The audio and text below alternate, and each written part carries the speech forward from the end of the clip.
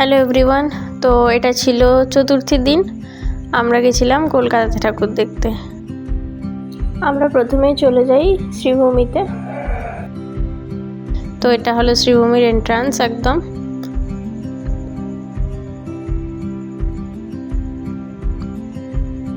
এখান থেকে lighting start হয়েছিল, খুব সুন্দর লাগছিল লাইটিংগুলো। আমরা সন্ধ্যাবেলার দিকে গেছিলাম, তো তখন অতটাও ভিড় হয়নি। যত রাত বাড়ছিল ভিড়টাও বাড়ছিল।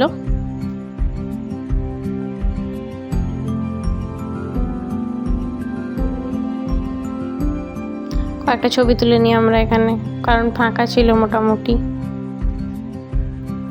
এটা হচ্ছে প্যান্ডেল।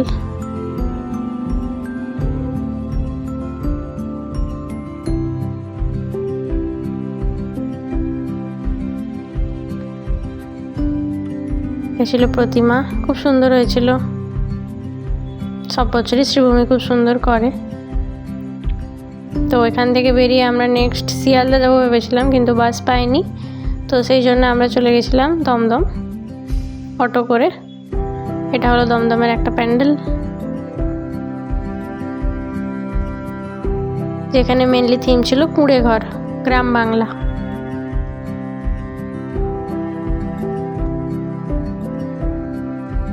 এটা হলো মায়ের প্রতিমা।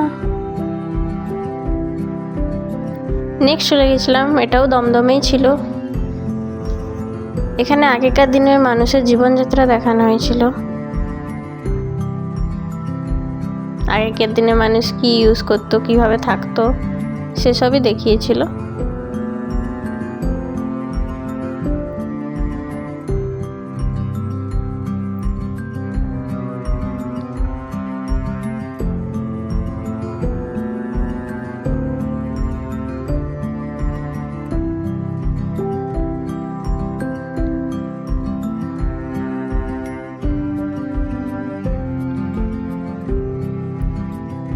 এই যে দুর্গা মূর্তি।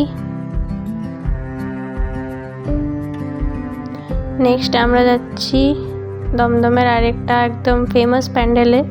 তো এখানে ভিড়টাও সেরকম লেভেলের ছিল। আমরা 1-1.5 ঘন্টা লাইনে দাঁড়িয়েছিলাম, তারপর ঢোকার চান্স পেয়েছিলাম। তো এটা ছিল এন্ট্রি।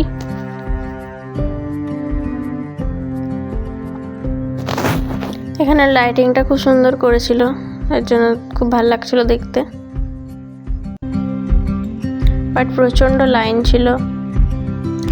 এত লাইন দেওয়ার পর ভেতরে আমরা 2 মিনিটও দাঁড়াতে পারিনি। বাট স্টিল খুব ভালো হয়েছিল এটা।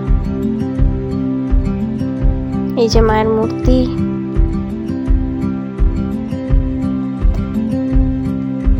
এটা খুব সুন্দর লাগছিল দেখতে।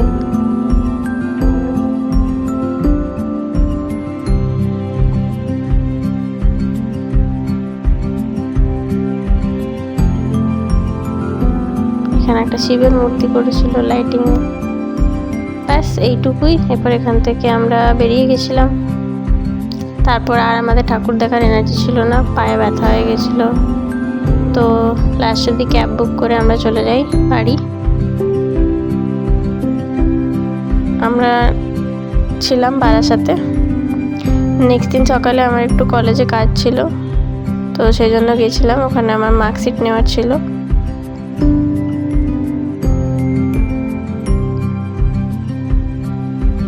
তো প্রথমে গিয়ে নো ডিউ ফর্মগুলো সাইন করে নিয়েছিলাম লাইব্রেরি থেকে আর অ্যাকাউন্টস ডিপার্টমেন্ট থেকে। এই মার্কশিটটা নেওয়ার পর গেছিলাম ফুড কোর্টে কিছু খেতে। তো আমরা নিয়েছিলাম একটা ফ্রাইড রাইস চিলি চিকেনের কম্বো আর একটা মশালা ধোসা। তো তারপর আমরা খেয়ে দিয়ে বেরিয়ে যাই। আমি ওখানে মেসে ছিলাম। দেন নেক্সট দিন সকালে বাস ধরে বাড়ি চলে যাই। টাটা।